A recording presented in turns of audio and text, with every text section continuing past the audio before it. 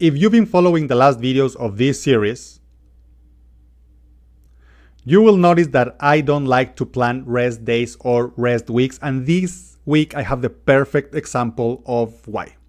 You can see on this graph that last week I only ran 50 kilometers after running 102 kilometers the previous week, and after 9 weeks of building my mileage and my fitness. Before this week, my worst week was this one in mid-June, after I ran the David Goggins challenge here and a marathon here, so I needed a rest. Then I didn't plan any rest weeks or rest days because I was feeling great and awesome. But last week had two important things in my life. First, on Wednesday, we had a doctor's appointment for my daughter. You don't need to know the details, but it's a super stressful part of my week or of our year. So on Wednesday, I only ran 6 kilometers just to let out the steam and the stress and the anxiousness. And on Thursday, I was just physically and mentally tired, and I thought to myself, this is perfect. I haven't had a rest week in 9 weeks, or a rest day even in 9 weeks, so let's just chill out and take it as a rest day.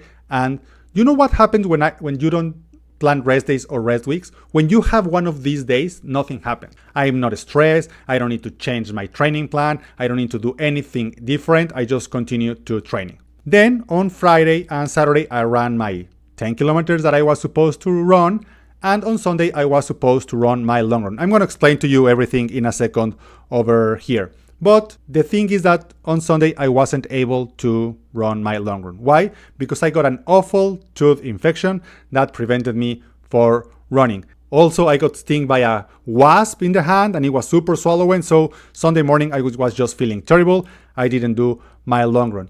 Now, imagine that my rest week was the week before. How stressed or how different my training plan would have been if after a rest week I had this terrible week of training, because life happens. We're not professional runners, right? So life happens and these weeks are going to happen. So right now I'm not stressed at all. I'm just picking up my mileage, picking up again after having some antibiotics. I'm going to have my wisdom teeth removed out next week, and that's also going to be a different week, but let's see what happens. But I think this is the perfect example why you don't need to plan rest days or rest weeks. If you are feeling awesome, keep going at it. Obviously slow, you don't need to push beyond your capabilities because you increase your chances of getting injured. But if you be slowly, if you see my mileage, it's pretty constant. It's pretty constant over here.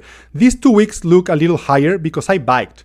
And here Strava also has the biking mileage. But if we go over here, we can see that the running mileage was pretty consistent and just building slowly. So 50 kilometers, how did my week look like? And very importantly, Tuesday was one of my best running workouts ever. Let's look at this. So on Monday, I did my usual 6 kilometer run after a big weekend of long run and 102 kilometers. And then on Tuesday, I did this midweek long run, I'm calling it, with 15 minutes of marathon pace. Let's see that training. Here it is, 3 times 5 minutes at marathon pace. Now I'm starting to increase my marathon pace.